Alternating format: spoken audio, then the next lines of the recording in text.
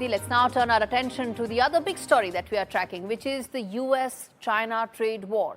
Believe it or not, in just about a fortnight of being in office, there are now trade wars, more than one, that are happening with America at the very center of it.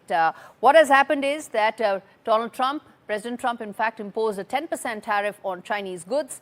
China has retaliated for that. There's now a 15% tariff that has been imposed by China on US coal and liquefied natural gas, 10% on oil and agricultural equipment. And regulators, of course, have opened investigations into Google. Which side is it going to go? How much will both sides intensify before they start winding down some of these tariffs and sit on the negotiating table to try and find some sort of a middle ground? Remember, you're not talking about small numbers, really large numbers, given the fact that China is one of the largest trade partners for America. This report tells you how significant these numbers could be when you add them up because of the scale at which both US and China trade with each other. And when we come back and talk more about the India impact of that.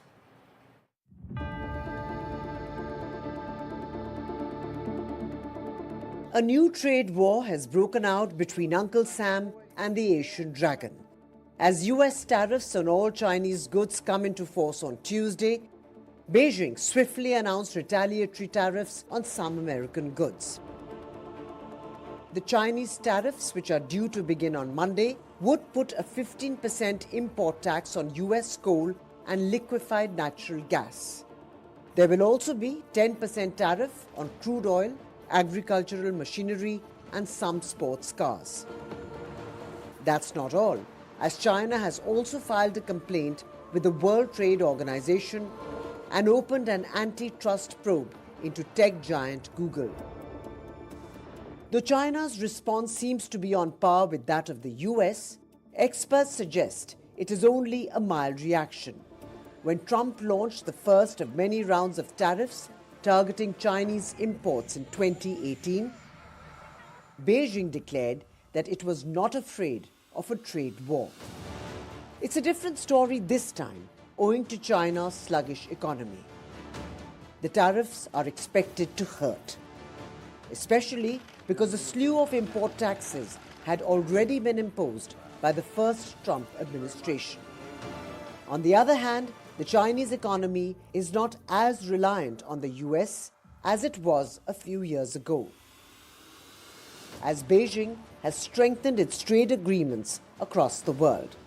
China is now the largest trading partner of more than 120 countries. On the same day, Trump signed an executive order to delay imposing tariffs on products from Mexico and Canada for a 30-day period. This followed talks earlier in the day with Mexican President Claudia Sheinbaum and Canadian Prime Minister Justin Trudeau. China will be concerned about the trade war owing to its slowing economy, but will be looking to use the opportunity to expand its global influence. With Vishal Vivek, Bureau Report, NDTV World. All right, let's now decode what does this mean for India and how much of an advantage it is for India. Let's get in Trinh Nguyen, who is the senior economist at Natixis. She joins me from Hong Kong. Good to have you on the show, Trinh. Let me first start by asking you, how do you think, or how big do you think this US-China trade war really is?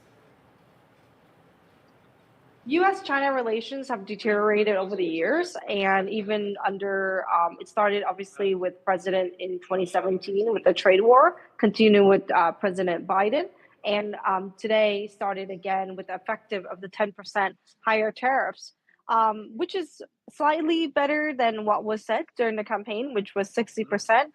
Irrespective what the outcome would be, whether or not there will be a deal to halt this, we do think that the relationship between the two countries are deteriorating.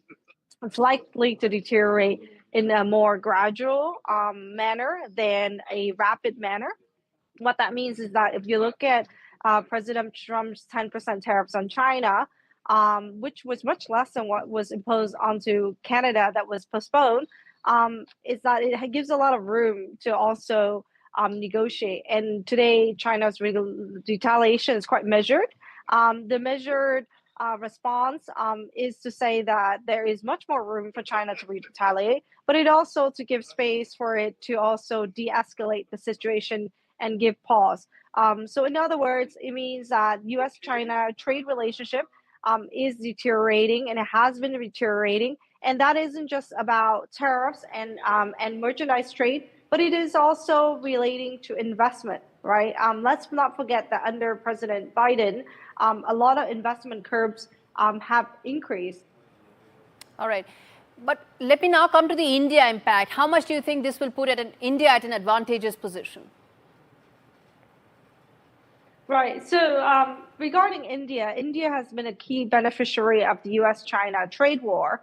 Let's not forget there are some things that happen in between. So not only do we have higher tariffs under President Trump 1.0, which were partially paused under the deals, but then when President Biden came into office, that escalated further. Secondly, within China, there's a lot of regulatory that impose on the country itself. And as a result, India has been a beneficiary for portfolio investment, right? Two key areas of investments have been made. One is on equities. The second, of course, as you know, is bonds. India was included in the JPM index as a result of Russia being kicked out because of the Ukraine war. And other indices are increasing its exposure to the Indian market. What that means is that India is receiving lots of passive flows. FDI has also increased, but it's been much lesser extent. The key here is that India has been receiving, whereas has always been rather competitive, which is on the service sector, the IT sector. For manufacturing, it has improved, but there's still a lot more room for Indian manufacturing to improve. Of course, under the Modi government, there has been a lot of improvement. Okay, so that is one aspect. But, are we then moving towards a higher tariff regime, given the protectionist tendencies around the world?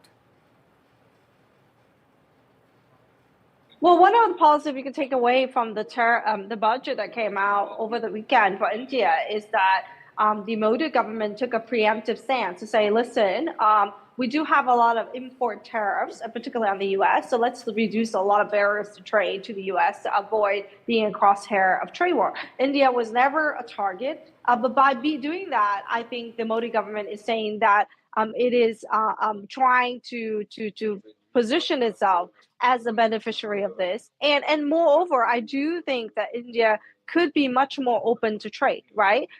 One thing to say is that while tariffs are going up between the US and China, both countries generally have relatively low tariffs. The US as an effective tariff regime is rather low. It's been very targeted in terms of certain areas and certain countries, but overall much more open to trade. And you can see that in the actual numbers of trade relationships, right?